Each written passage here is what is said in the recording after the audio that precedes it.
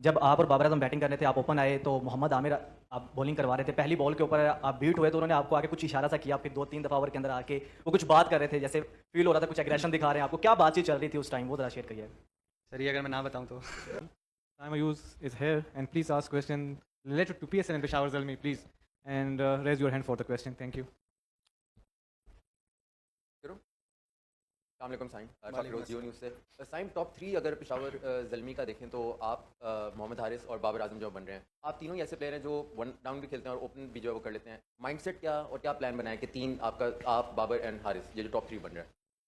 अब देखें mind set तो T20 क्रिकेट है। अब हम तीन नहीं होते, कोई और तीन होता, कोई भी होता, तो इसमें तो यही है कि हम लोगों ने रन रेट मेंटेन करके चलना है। अगर पहले बैटिंग करना है तो सामने वाली टीम को पे डोमिनेट करना है, उनको अंडर प्रेशर लाना है एज सून एज पॉसिबल। तो ये तो चीज़ T20 क्रिकेट में ज़रूरी है कि आपको अटैकिंग क्रिकेट खेलनी है, भले शुरू में जल्दी आउट हो जाए या ना हो। Sam, Shakir Abbas here. एक बड़े सेटबैक के बाद आप वापस आ रहे थे। आते ही आपने एक ज़बरदस्त इनिंग्स खेली।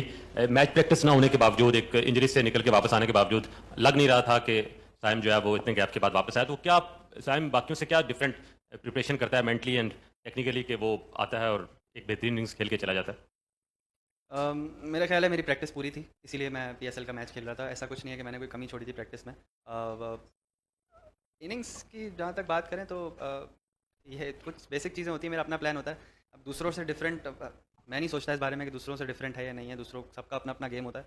बट मेरी कुछ अपनी चीज़ें हैं, बेसिक चीज़ें, जो मेरा मेंटल प्लान होता है, टेक्निकल प्लान होता है, एंड गेम से पहले जो मेरा जो शेप मैंने अपना तैयार करना होता है बैटिंग का, वो सब करके एंड देन मैच में जस्ट इन्जॉय करता हूँ। मैं कोई और चीज़ नहीं सोचता। साइम, कल के मैच में हमने देखा कि इस्लामाबाद यूनाइटेड के स्पिनर ने भी बड़ी अच्छी बॉलिंग की। आज कोयटा के स्पिनर ने बहुत अच्छी बॉलिंग की। इवन सुफियान मुकीम को पहले ओवर में 22 रन बने, फिर उन्होंने भी बड़ी अच्छी बॉलिंग की। आप नहीं समझते कि अगर एक स्पिनर आपके पास और होता है, और स्पेशली मेहरान मुमताज़, क्योंकि बड़ा इफेक्टिव है नए बॉल के साथ भी, और पिछले सीजन में भी उसने बड़ी अच्छी बॉलिंग की है। और दूसरा, आप इंडिया की वर्कर्स के बारे में थोड़ा सा बताएं कि आपने बड़े रन किए यहाँ पे, आपका हाईएस्ट 88 भी यहाँ पे है, तो इसके बारे में थोड़ा। आई थिंक पिछले जितने भी PSL के एडिशंस होते रहे उस वक्त थोड़ा सा वेदर में फ़र्क था, और अभी जिस तरह का वेदर है थोड़ी ड्राई पिचेस हमको मिलेंगी। और बट ये है कि ये डे का मैच था, और टूर्नामेंट में सिर्फ 2 ही डे के मैच हैं एंड बाकी सारे नाइट के मैच हैं। तो हम देख सकते हैं कि शायद नाइट में पिचेस बेहतर हों, but as the tournament goes on बीच में शायद पिचेस यूज़ हो के वो स्लो हमें मिल सकती हैं, इस तरह की हम एक्सपेक्ट कर सकते हैं।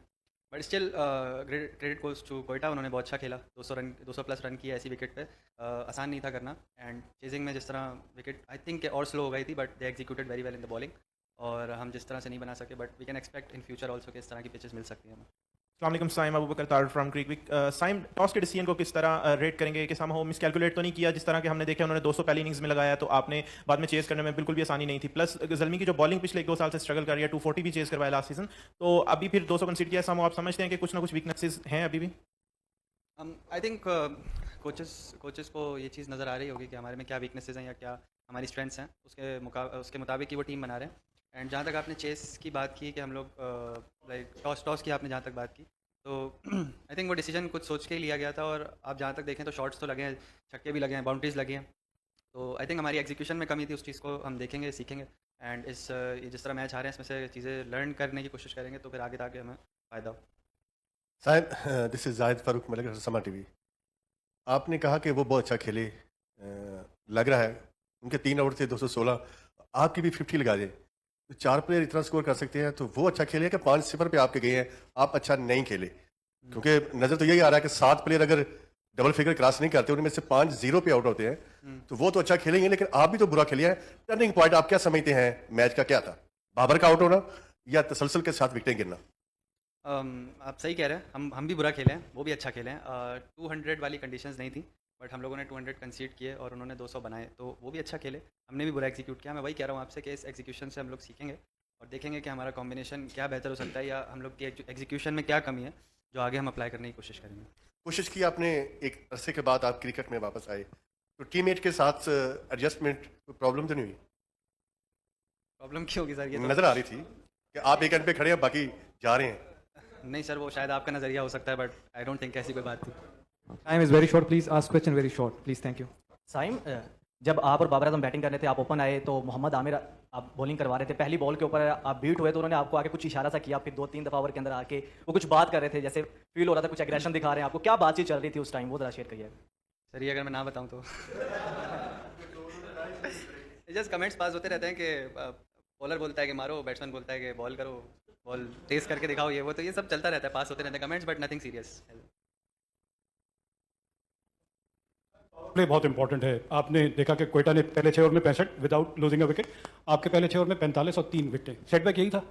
जी बिल्कुल, पावर प्ले और ऐसे ऐसे बड़े चेजेस में स्टार्ट में जो डोमिनेशन होती है, जो इम्पैक्ट डाला जाता है, दूसरी टीम को अंडर प्रेशर किया जाता है, तो स्टार्ट में 6 ओवर बहुत ज़रूरी होते हैं। जो टर्निंग पॉइंट तो नहीं कह सकते, बट यस हम लोग वो फ्लो नहीं पकड़ पाए जो 200 के रन्स में। फ्लो पकड़ना चाहिए हमको, जिस तरह से डोमिनेट करना चाहिए। जी जी बिल्कुल, तो they bowled well and we didn't execute well. Sohail from Delhi Pakistan, जैसे आज की परफॉर्मेंस आपकी बॉलिंग की थी पैथेटिकली, तो टूर्नामेंट मुश्किल ही होगी आपको आगे? सर अभी पहला मैच हुआ है एंड आई थिंक काफ़ी लंबा टूर्नामेंट है और इस तरह के अप्स एंड डाउन्स होते रहते हैं। कभी भी ऐसा नहीं होता कि 10 मैचेस का टूर्नामेंट है तो 10 में 10 टीम अच्छा खेले या 10 में 8 अच्छा खेले, 2 बुरा, तो इस तरह होता रहता है। कभी बहुत बुरा खेलती है टीम, कभी बहुत अच्छा खेलती है। तो आप देखेंगे कि आगे इस तरह की परफॉर्मेंसेज भी होंगी कि बहुत अच्छी भी होंगी, बुरी भी होंगी। ये टूर्नामेंट में अप डाउन चलता रहता है। Time, this is Amir Hamza from Zalmi TV. मेरा सवाल आपसे ये है कि डैरन सैमी जो है इस बार वो हेड कोच नहीं है और कोचिंग स्टाफ एक नया है, तो आपको लग रहा है कि वो भी वजह हो सकती है कि टीम जो है ओवरऑल रीशफल भी हुई है, कोचिंग स्टाफ भी चेंज हुआ है? Do you think that is also one of the factors for today's result?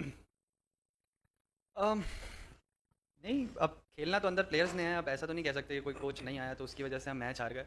And I think ये थोड़ी सी ओवर एग्जैजरेशन कम होनी चाहिए। अभी सिर्फ पहला मैच हुआ है और इतने मैच बाकी हैं टूर्नामेंट में, तो जब आई थिंक जब अच्छे मैचेस होंगे तब हम उनको भी नहीं भूलेंगे, उसमें से भी हम अपनी गलतियाँ निकालेंगे। जब हम लोग अच्छा खेलेंगे ना, उसमें से भी हम देखेंगे क्या गलतियाँ की हैं और इसमें से भी हम देखेंगे क्या गलतियाँ की हैं। तो ये अप्स एंड डाउन्स चलते हैं एंड कोचेस चेंज होने से इतना फ़र्क नहीं पड़ता है बिल्कुल, बट एनवायरनमेंट वही है। Still we are gel and we are enjoying the cricket, we are enjoying it together and hopefully आगे टूर्नामेंट में बहुत अच्छा खेलेंगे हम।